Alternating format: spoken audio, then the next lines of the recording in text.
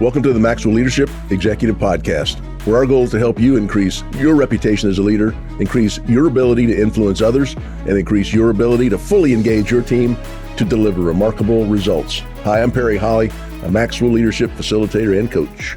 And I'm Goede, Executive Vice President, Maxwell Leadership. Welcome, and thank you for joining us today. We want to encourage you. One of the greatest compliments that Perry and I get is when we hear about teams that take these 20-minute episodes and they listen to them individually, and then as they start their team meeting, first 5-10 minutes, hey, what was the number one takeaway? Just creates an environment where they're able to share what they're learning, have people on an easy personal growth journey.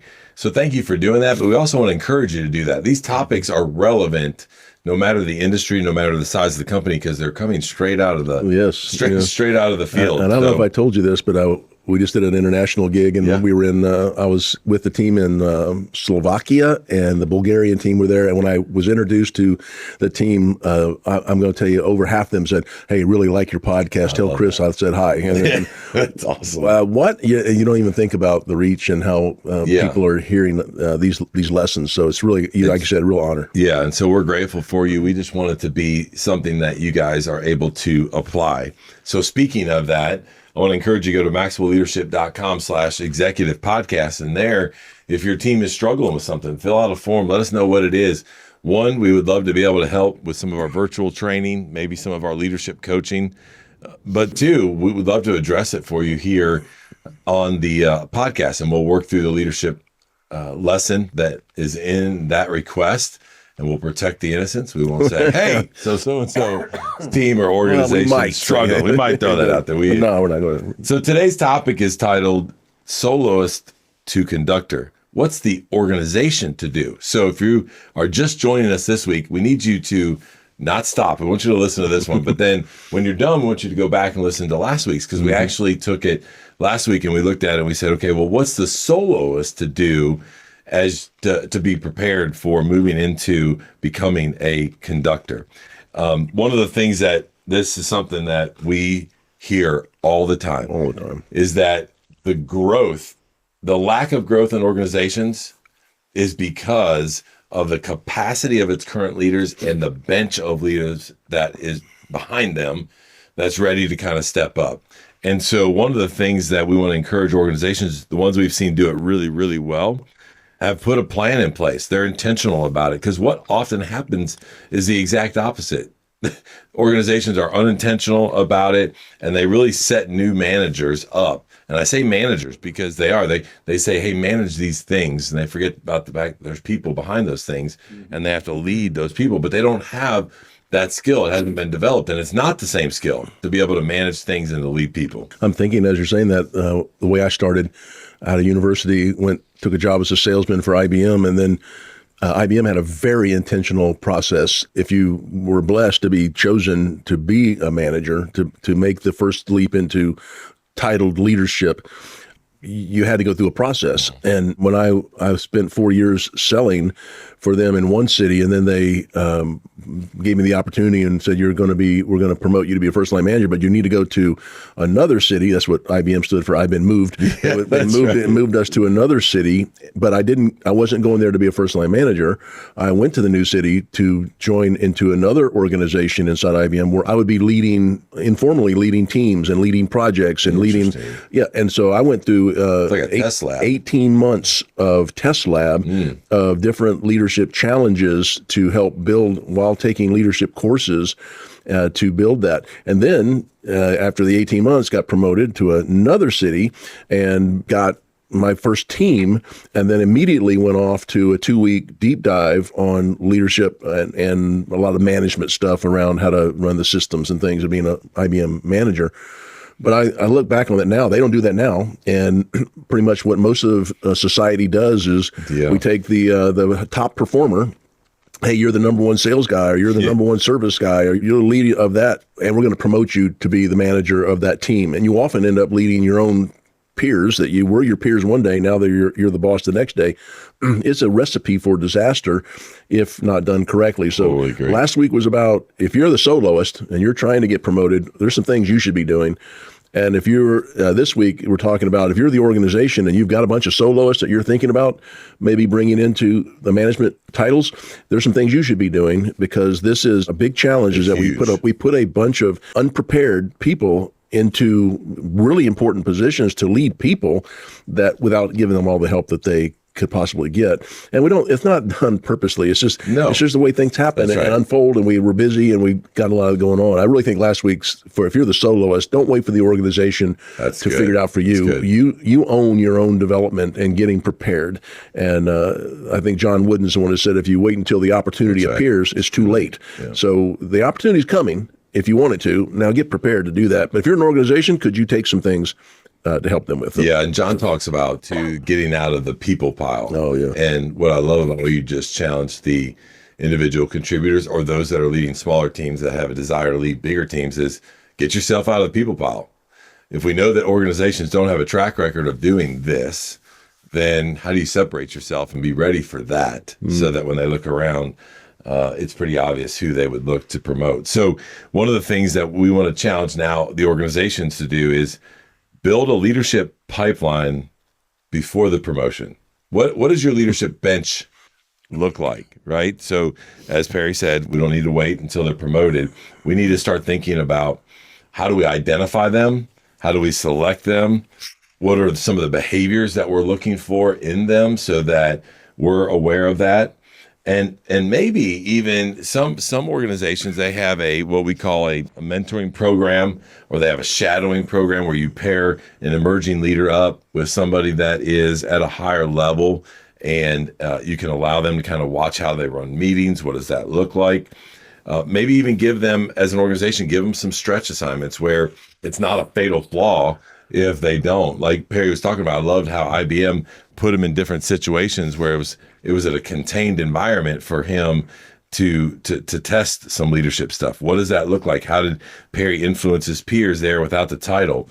And so it's not just about the people that you're looking for, the men and women. It's not just those that are executing with excellence when it comes to the metrics. What we want to do is we want to be looking at the whole person, and we want to be evaluating on some of their leadership competencies, whether it's communication, collaboration, maybe it's their flexibility, their coachability. One of the programs we're working on right now, we actually have an assessment that the leaders are going to take on their emerging leaders and their high potentials, and maybe even some of their peers and maybe themselves as well. And you begin to put a process in place like IBM that's just relevant to your organization that allows you to get to that point where you go, no, when it's time for promotion, when it's time to open a new whatever, like we have the people ready, because it is so important when you got people inside that understand the culture to get them ready technically and leadership wise versus bringing in a leader from the outside and asking them to merge with the culture. Fantastic. Well, I think organizations have a big role to play on helping people kind of shift their mindset. If you're thinking about like I love using their emerging leaders or your high potentials, getting them out of the mindset of individual contribution, they still need to do their jobs, but getting them into team contribution or team success, and getting that in their mind, that they normalizing things like delegation, or that's one of the big ones even today. Even experienced managers struggle with is, I can just do it faster myself. Yeah, it's easier if I just let me do it.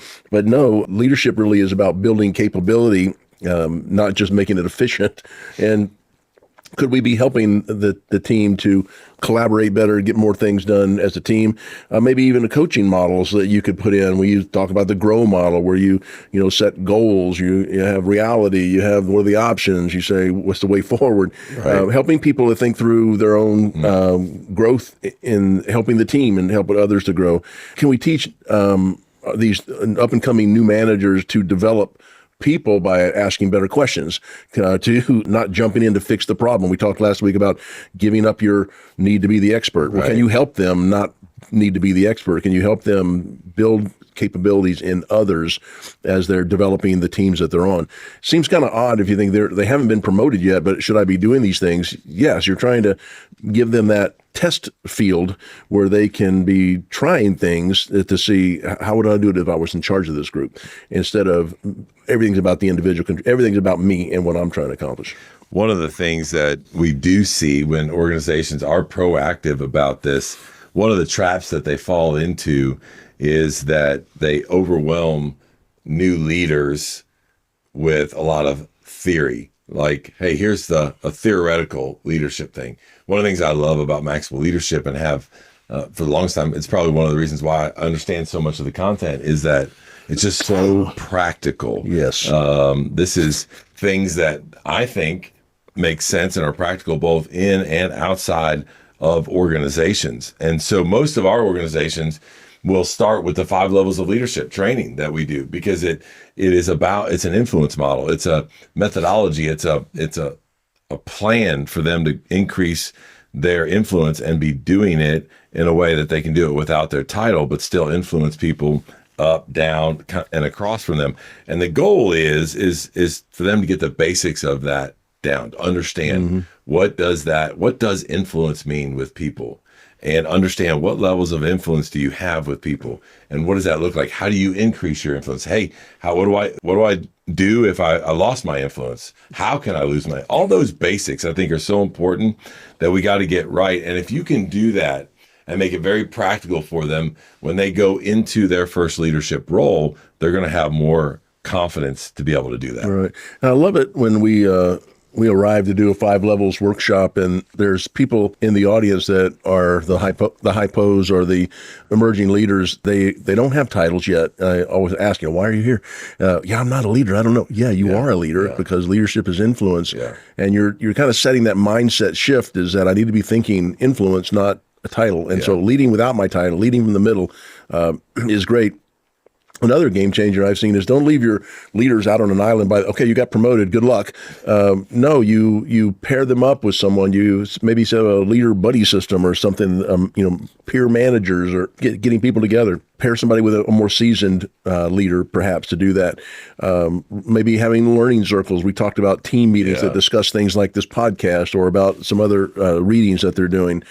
Small groups of new managers be able to share what's going on and what's happening with them. Don't forget ongoing coaching. We've really seen a trend in our business lately. It used to be, let's get a 5 levels workshop, and it was one and done. It is not sticky that way. It's fun, and you can learn a lot, but then you go back into the heat of battle, and right away you're like, how do I do that? Yeah, so this ability to maybe do some workshop with ideas and strategies for leadership, but then follow it up with coaching, giving new managers or any manager the opportunity to have a coach that can, over 6 months, 12 months, to be talking about that. And I love that the stickiness just goes up immensely. People, I just did one yesterday where I was there 3 months ago to do 5 levels. And then for 3 months in a row, we have a 90-minute deep dive on what we talked about in the workshop. And they have homework and things. But over 4 months, they will have had a workshop and then 3 90-minute. And then I'm back in December to do another full day of something else. And then we'll do 3 90 minutes over the next 3 months.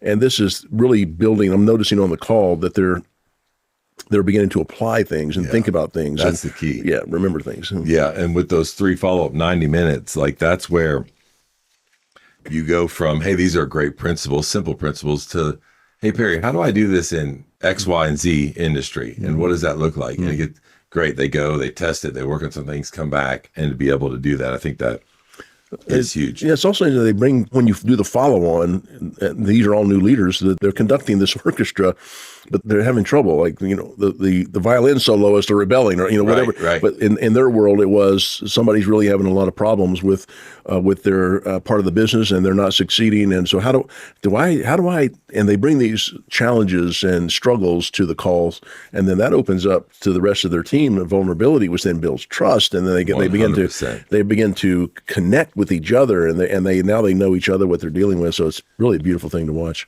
One of the things that we see in organizations that are doing this well is that they have really 2 different tracks of development. They have the one for the technical mastery, right? The IQ side of what it takes to do your job and do your job well, and another for leadership. And there's a difference between the two. One of the reasons I love that they do this is that we want to make sure that everybody inside the organization has a growth mindset. Mm-hmm. So we don't want to have just a program where we go, oh, well, you are going to get into this leadership track, emerging leadership. No, there's also plenty of other opportunities out there for technical development. As you are a soloist, right? They give opportunities for them to be able to serve. So one of our encouragements to you is when you look at, say, hey, what is our current development program? What does that look like?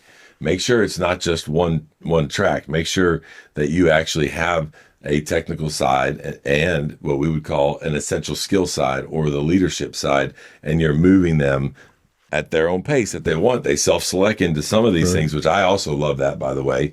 You want to put some things out there and you want to see who has the initiative to continue to grow and to continue to be a leader. You'll see right away that who's got the initiative to be able to do that. The other thing that I think it's really important about having these separate tracks is that what good looks like, what great looks like is different between a technical skill set and a leadership skill set. Mm-hmm. And you don't want to blend the two of those. You actually want to be very clear and to separate those two so that there is clarity for that leader. The other thing, and last thing I'll say about this is make sure that as you set these development plans up and you begin to see, I love what you were just talking about, how they're starting to apply what they learned in the 5 levels in the field of the organization as a leader. Now, some of these are already leaders of people. Right. Some are individual contributors that are asking you questions. I don't have a title. What am I doing here? Right. What ends up happening is when you see activity that's headed in the right direction, make sure you call it out and recognize it. Celebrate the fact that they are applying it, that the team's developing, that they are collaborating around whatever their initiative is. Like, make sure that you call that out as an organization, as a leader, because of the fact that when that does happen, it becomes contagious and other people are like, well, hey, they're calling out Perry Holley. I want to go do some of that. And so just make sure that you have that recognition and celebration behind it. One of the things I know is that a soloist succeeds when they play really well, and a conductor succeeds when the orchestra plays really well together. Good. And I think the whole idea behind this is you're going to be promoting people into leadership from their soloist positions. Are they ready? And have you given them the best chance to succeed? And once you do that promotion, are you leaving them hanging out there, or are you providing for them? But once you wrap it up for us. Yeah, what I love about this, I was just thinking as we're wrapping up the last 2 weeks, man, if we can get to a place to where the organization is providing an opportunity for our individual contributors or soloists to develop, and we can get our soloists taking the initiative to develop, man, your bench of leaders is going to be strong if you can have both of those together. And so the last thing I'll say about this is if you want to have an organization where that lid is lifted off on the ability for growth, remember, you're only going to grow at the capacity of which you have leaders in place and your leadership. And so if you want to multiply leaders, create an environment where the soloist, the individual contributor, can learn, practice, experience leadership in what I say safe ways. It means that it's not detrimental if they make a mistake to the organization's P&L, for that month. And make this just part of the process of what you guys do. Normalize leadership development like we do skill-based development. Have those two different tracks, because it's not just developing people to become a leader to get a promotion. It's just part of what we do here. Well, great topic, great conversation. If you'd like to know more about this 5 levels of leadership or other podcast offerings, you can do that at maxwellleadership.com/executive podcast. You can also leave us a comment or a question there. We love hearing from you. Very grateful you spend this time with us today. That's all from the Maxwell Leadership Executive Podcast.